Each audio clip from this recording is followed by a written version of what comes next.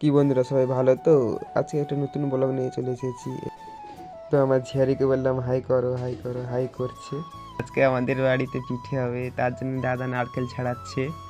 নারকেলটা ভালো করে ছাড়ে ফেস করছে। এই যে আমার ঝিয়ারি বলছে বাবা বাবা। নারকেল ছাড়ানো কমপ্লিট হয়ে গেল। এই যে নারকেলগুলো ফাটাচ্ছে, ভালো করে ফাটিয়ে জল টল বার করাচ্ছে। দেখুন নারকেলগুলো খুব পরিষ্টি হয়ে গেছে, আমাদের গাছের নারকেল। আমার ঝিয়ারি ছেড়ে নখ দিয়ে খুঁড়িয়ে খুঁড়িয়ে খাচ্ছিল। তারপরে দাদা আবার একটা ফাটাচ্ছে, মোট 4টে নারকেল ফাটিয়ে নিল। ফাটানো কমপ্লিট হয়ে গেছে, দেখো কত সুন্দর। এবারে আমার বৌদি ওই যে একটা ফণিক আছে, চূড়ার ফণিক, ওটাতে চুরছিল। চূড়া কমপ্লিট হয়ে গেছে।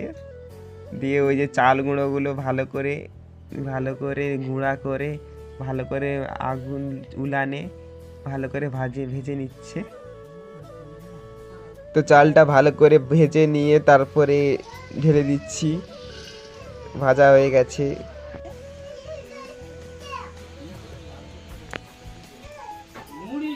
তো আরেকবার চাল গুঁড়া ছিল, একবারে হচ্ছিল না, তার জন্য আরেকবার চাল গুঁড়াগুলো ভেজে নিচ্ছে আমার বৌদি উলুনো করে।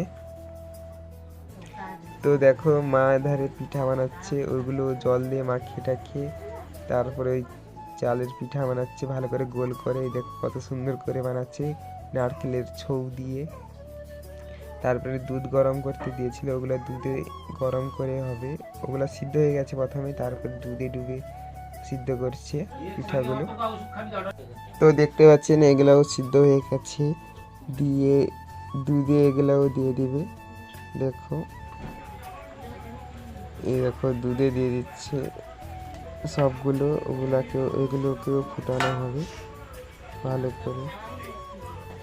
তো পিঠেগুলো হয়ে গেছে। তারপরে আর কিছু পিঠে বাকি ছিল কাঁচাগুলো, ওগুলো আমার ঝিয়ারি খেয়ে নিচ্ছিল, তার জন্য মা বকছে ওকে। তো পিঠেগুলো পুরো কমপ্লিট হয়ে গেছে, আমার জন্য বাড়ছিল খাওয়ার জন্য। খেয়ে দেখলাম ভালো হয়েছে। তো ভিডিওটা আমি এখানে শেষ করলাম। যদি তোমরা ফেসবুক থেকে দেখেন তারা ফলো করবে, আর যারা ইউটিউব থেকে দেখেন সাবস্ক্রাইব লাইক করবে জন্য টাটা।